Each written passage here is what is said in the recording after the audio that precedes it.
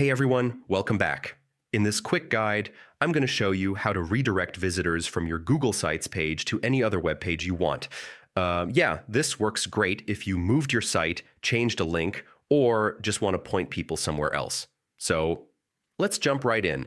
So first, open your Google site and head into the editor. Nothing fancy here, just make sure you're on the page where you want the redirect to happen. Now, Google Sites doesn't have a built-in redirect button, but we can still do it using the embed tool. And don't worry, it's super simple. Choose the embed code option. This lets us add a tiny bit of HTML that does the redirect for us. All right, go ahead and paste this line of code. It's just a simple redirect, nothing weird. Replace the link with wherever you want people to go, your new homepage, a form, anything like that. Once you're done, just insert it.